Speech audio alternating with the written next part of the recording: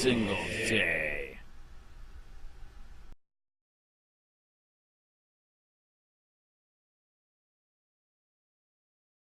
James McLeanis for Sheriff of Pinellas County.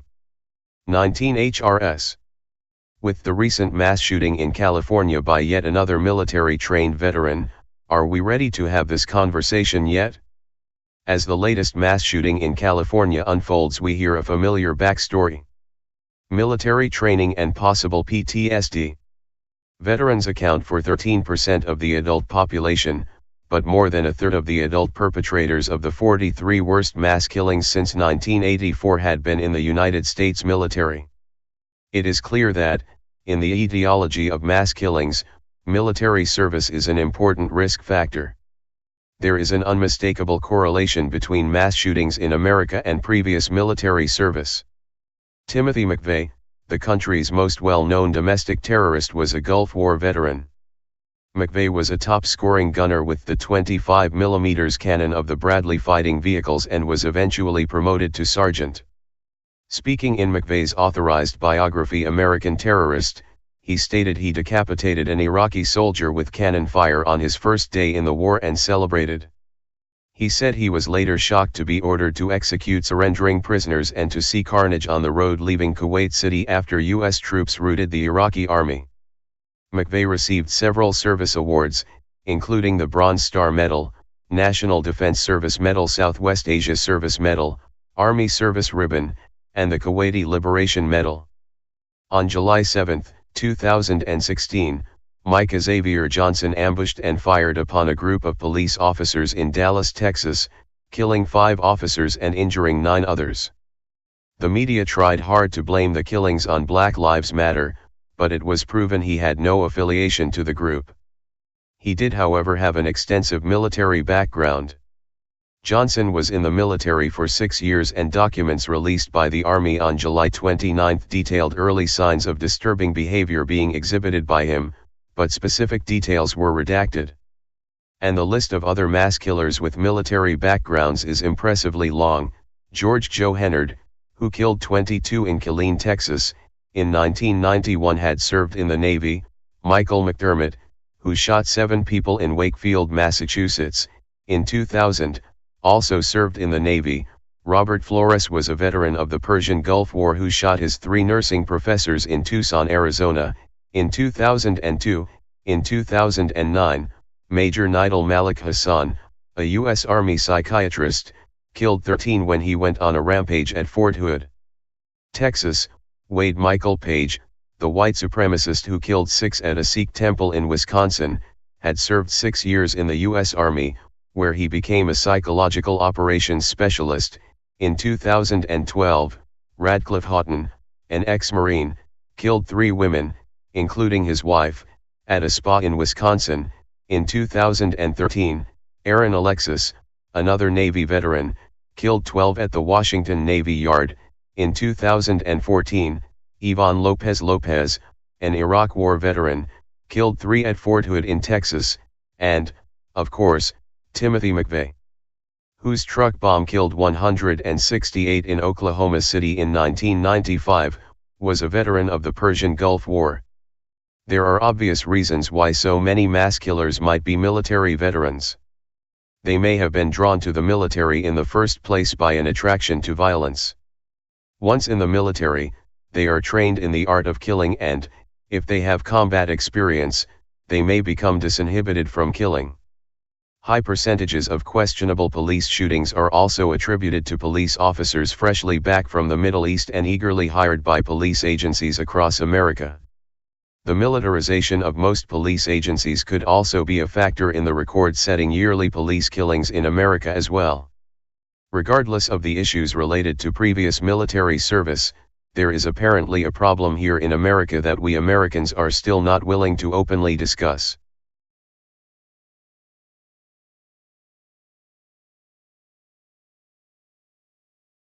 COPWATCH, policing the police every single day.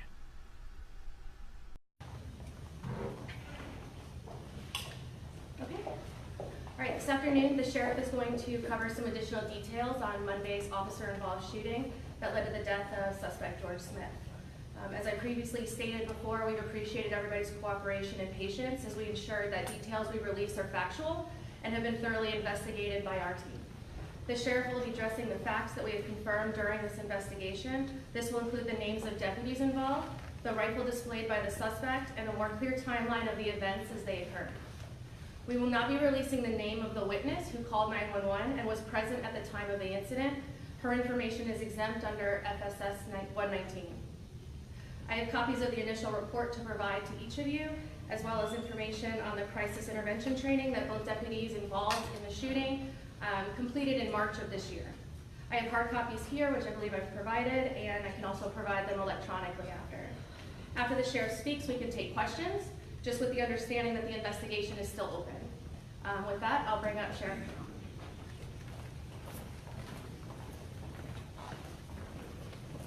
Good afternoon. First, I'd like to clarify something I said from my last press conference. I indicated that the event happened at 12 a.m. I meant 5:12 a.m. That's when we first got the 911 calls. We received about 3.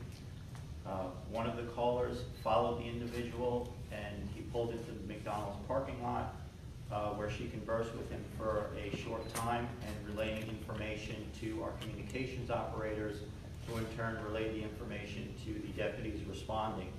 The first deputy on scene was arrived at 5:15 a.m. That was Deputy Austin Oski. They began verbal communication with Mr. Smith, asking him to drop the gun. He did not do this. They continued verbal commands. At about 5:21, Corporal Derek Alexander approached with a shield team with a less lethal shotgun, and Mr. Smith at that point was holding the rifle downward, so he felt that he had an opportunity to use less lethal. He fired 3 shots from a distance of approximately 72 feet. We know that 2 of the rounds struck him. It turned him slightly, but then it did not phase or incapacitate him. He began to rotate back toward the shield team, raising the firearm up to take aim. Deputy Austin Oski, who was at a different angle at the back of the vehicle, the shield team was toward the front of the vehicle, he was at the back of the vehicle. He saw them coming up on aim for the other deputies, and he fired 4 rounds, striking Mr. Smith. 1 round went through his hand, and 3 rounds hit him in the back. The rifle was later identified as a .22 caliber rifle, not the original AK-47 that he claimed that he had. Although this is a .22 rifle, the firearm was loaded with .22 mag ammunition, and from that distance, those rounds could have easily penetrated the ballistic vests of deputies. The deputies on scene, all but 2 of them, were CIT trained. They did try to communicate with him to no avail. And as you heard from the 911 call that we released, he seemed to have it pretty much set in his mind what he wanted to do. At this time, investigators have not found any reason why he did this. A couple days prior, we were told by family members that he had been depressed and he had mentioned suicide. He had some medical ailments, just some injuries, and he couldn't do what he used to do. Follow-up interviews with those same family members, the story has somewhat changed. So right now, it is still an active investigation, but we don't have any known run-ins with law enforcement other than the civil call that I told you guys about earlier in the week. We don't know why he was here in Charlotte County, other than to potentially confront sheriff's deputies. With that said, I will open it up for questioning, but I want to remind you that this is still an open, active investigation. Once my investigators have completed their end of it, it will be submitted to the state attorney's office for a follow-up review. With that, I will open it up for questions. I know the officers involved had a CIT training. Did any of them have any kind of disciplinary records that we know of? Off the top of my head, I do not know. Have they fired their weapons before while on duty? Not that I'm aware of, no. Deputy Corporal Alexander, he's a longtime member of the sheriff's office. He started in February of 1998. He was also prior military, as was Deputy Oski. He started with our agency back in February of 2017, and he also is a former military member. Talk a little bit about what goes into these investigations. You know, what kind of things you look at when because you do have a lot of information in this case. Yeah, there's a lot of moving parts. Of course, you know, we talk to the witnesses, we pull 911 tape, there's a lot of forensics that go into it. We look at the projectiles, the distances. There's just a lot of moving parts in these investigations, and it takes time. I know last week you said that a motive was not known, still not one known at this time. No, the only thing we have right now is that he was potentially suicidal and he was looking for somebody to help him out with that. And unfortunately, he chose our agency. You know, obviously mental health is a very big problem in every community across this country. Talk a little bit about some of the resources you can help with families if they know that a family member might put themselves in a situation like this. Well, they can reach out to our local Charlotte Behavioral Health to get some information. We've also recently started our mental health unit where we've contracted and we have a mental health provider on staff here at the Sheriff's Office, which they're looking at individuals that we deal with on a regular basis out in the community. And we're trying to make sure that we connect those dots and make sure that they get the help they need so it doesn't escalate to something along these lines. You also mentioned all but 2 officers that were on the scene that night had received this training. Is that a big push for this department? Yes, it's a very big push. My goal is to have 100% of my law enforcement staff, my detention staff, and my communications operators CIT trained, and we're getting there. Talk a little bit about what goes into that training. Well, that's a 40-hour block of training. We partner with Charlotte Behavioral. They go in and they basically learn what that individual is going through. There's headsets and stuff that they put on to kind of better understand what they're feeling and what they're hearing. You know, lots of times, traditionally, as law enforcement, we'll go to a scene and we're giving commands out, and they don't necessarily listen to us. And it's not because they don't want to listen to us. It's often somebody who's going through a mental health crisis or any type of crisis. There's so much going on in their head is they just don't hear us. So this training also, when they're able to, when it's safe to do so, they can step back and they can try and make that communication. Things happened here so rapidly. They tried for a few minutes, but things just unraveled very quickly, and unfortunately, a man lost his life.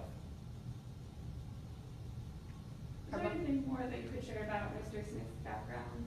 I think the 911 call mentioned possibly a military background. Is that? From what we found right now is we have no evidence that he was ever in the military. We have checked and we have found no records. Like I stated, we have no record of him with any law enforcement agency, so he's basically been completely off the radar. He's been living in DeSoto County, Arcadia, has no ties to Charlotte County that we're aware of. How much longer do you anticipate the Sheriff's Office investigation to go on this? Do you know how much? The investigation, like the sheriff said, we're still following up on a lot of different angles. We're collecting video from the DeSoto County line into where the incident happened. So Corporal Hawkins has been doing that along with the other detectives. So it's hard to say with collecting video and forensics. A lot of it is how long it's going to take with the forensics to come back. It could be a few weeks, it could be a couple of months with getting forensic back from FDLE just to wrap everything up for us. And then as the sheriff said, it will go to the state attorney's office. Yes, and the sheriff said at initial press conference that we notified the state attorney immediately of the situation, and they had their investigators out within 45 minutes of me getting the call myself. And then do the 2 deputies stay on leave until that is complete through the state attorney's office? No, actually, Corporal Alexander is expected to return to duty tomorrow since he only fired the less lethal. Deputy Ostinowski, we're going to kind of play it by ear. We may be bringing him back next week on modified duties. Basically, he'll be working in the office. One of the things the reason we kind of do that is, you know, to keep them involved, to keep their head in the game, and we can keep an eye on them and make sure that they're mentally okay. Because you know, taking a life is not an easy thing to do, and it's not what if we have to, we will do it, but it's not something we go looking to do, and it's very traumatic on everybody. You mentioned, obviously, you have a relationship with Charlotte Behavioral Health. You now have a mental health team that goes out into the community. What kind of mental health resources do you have for these officers? We have the initial after a shooting, we have what's called a crisis intervention stress management debrief, where they sit down with some counselors and they just kind of go through a debrief. And then after that, we actually follow up with our psychologist, and he meets with them, sits down with them together and also on an individual basis to make sure that their mental health is okay, and they have done that. Okay, thank you very much.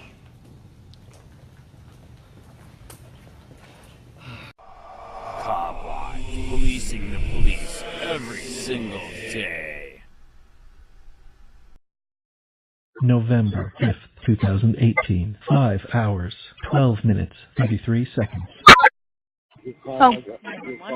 No, I don't want to call your wife. I don't want to call your wife at all. I'm not sure who's on the line here. We're at McDonald's. But you're talking about we're at McDonald's at Port Charlotte with a guy who has a gun saying he killed somebody.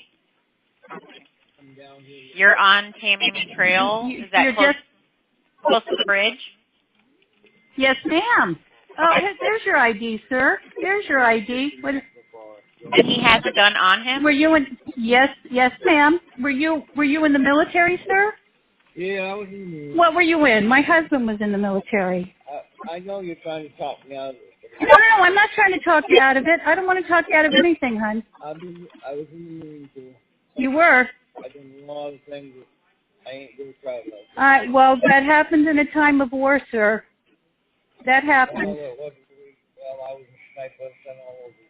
Well, that's what snipers are trained to do. That's what snipers are trained to do. My husband was Army. He was a telecommunications. Okay, I'll get him. Do you want me to get him here? They need to come and get me in. Yeah, all right, I'll have them come and get you. Tell them they want to come prepared. They want to come prepared. I understand they want to come prepared. What kind of gun is that? Fully automatic AK-47. It's a fully automatic AK-47. My husband used to have one of those. 47. Is that why they named it that? No. Yeah, okay. Yeah? Okay, well, they're coming. They're coming.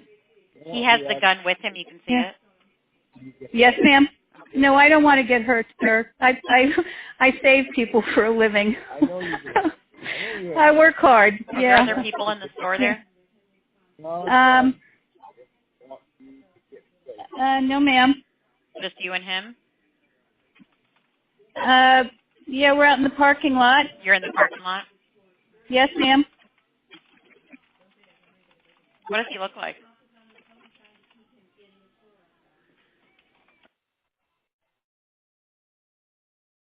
He'll be here in just a minute. Are you able to tell me what kind of car is this? what his name So is? I can tell him. It's a red Prius. That's what we're driving. That's nice. I like Toyota. I had a Toyota once. Oops, put it in park, sweetie. I don't want you to roll off.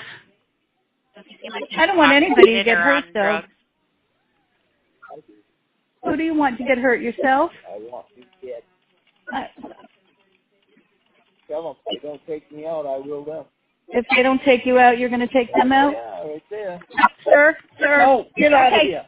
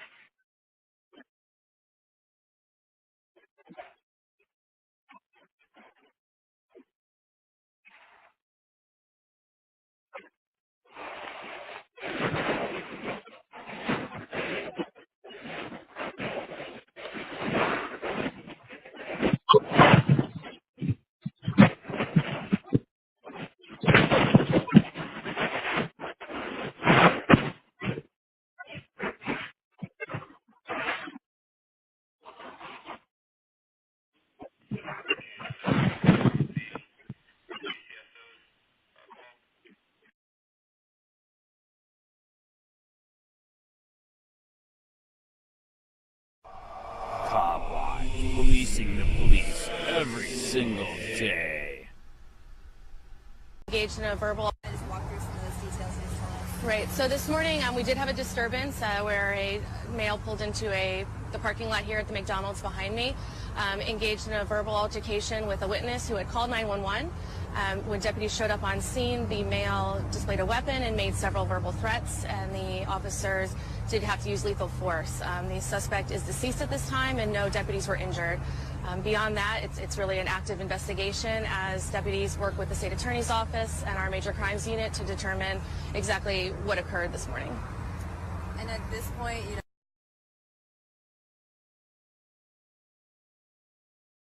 Deputies shoot, kill man who aimed rifle at them in Charlotte County.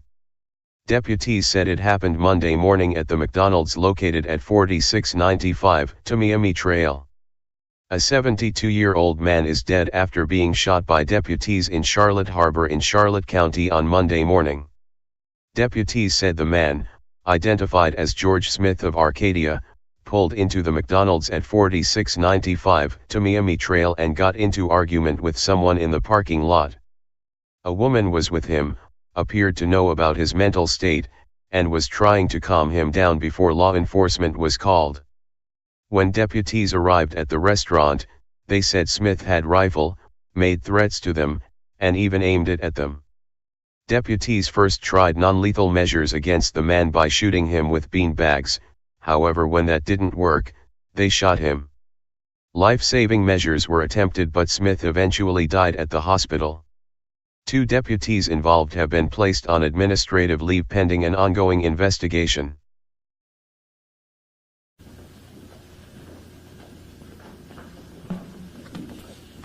Good afternoon. At approximately 12 a.m. this morning, the Sheriff's Office received about 3 911 calls about an individual who was traveling the wrong way on US 41.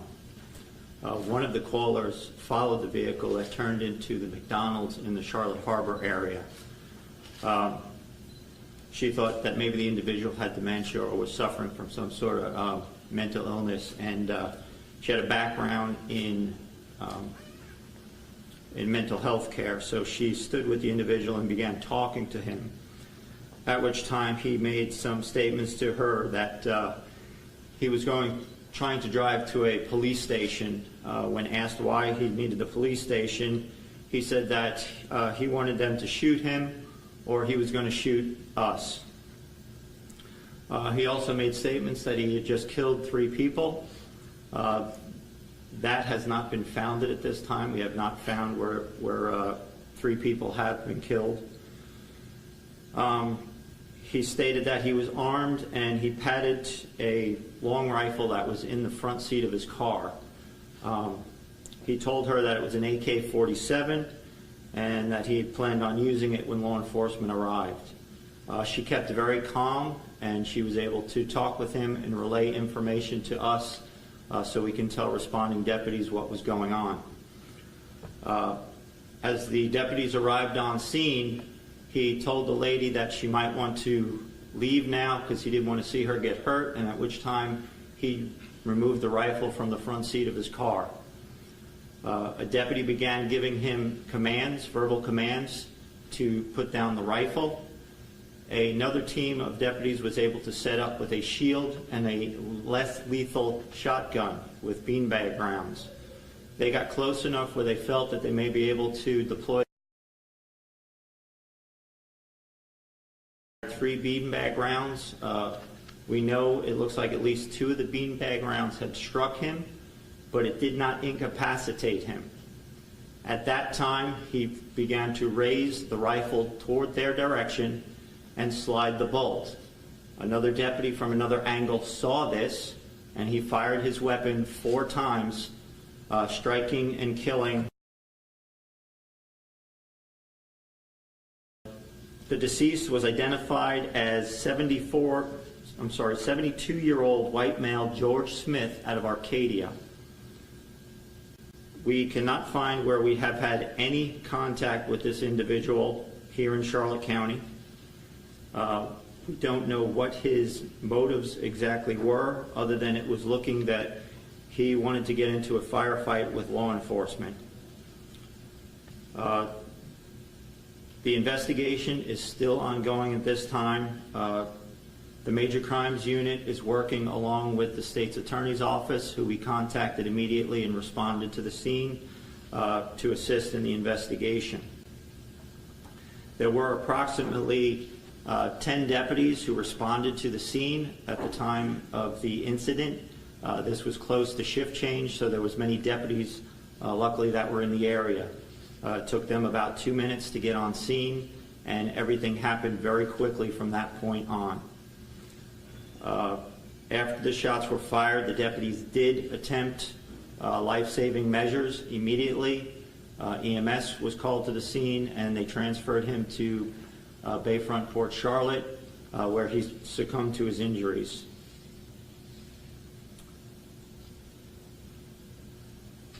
As I stated, the investigation is still ongoing. The two deputies, the one who fired the less lethal and the one who fired the lethal shots, will be put on administrative leave per our protocol pending the outcome of the investigation.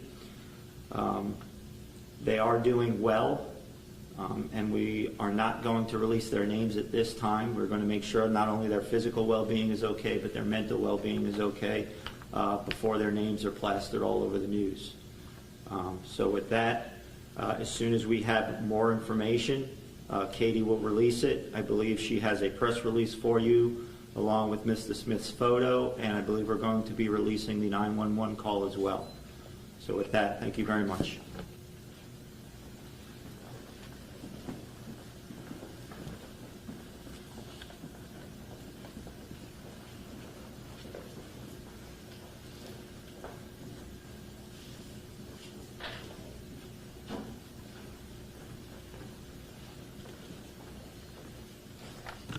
Okay, so as the sheriff mentioned, we're going to have a 911 call. The witness did a phenomenal job relaying all of the information to our dispatchers, who in turn were relaying it to the deputies on the road. So we think it's important not only to really kind of recognize what you're responding to, so we want to get that out to you as soon as possible. It just needs a few redactions, and then we'll make sure that we get it to everyone that's here and also just make it publicly available. We'll have the initial report available with just a layout of what the sheriff just went over. And I also have photos of the suspect that I can provide you hard copies now and then provide you electronic copies as soon as we conclude this. Are there any other procedural things that anybody needs that maybe we didn't cover now as far as like documents or anything? Around what time do you think we'll get the redacted all together? As soon as we finish this, I'm going to go check with her. I don't think there was a lot because there wasn't time to get a lot of initial personal information about the caller on the phone, so there might not be much to actually redact, so we should be able to get it to you shortly. Okay. Anything else? All right. Thank you, guys.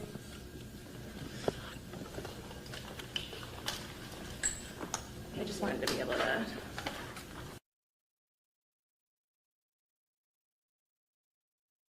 Hey Sheriff County, this is Sheriff County COPWATCH. I am using any video here with under fair use if you have criticism, reporting, teaching, etc. And please donate. I do not make money from YouTube, and there are different ways to donate in the video links. Thanks.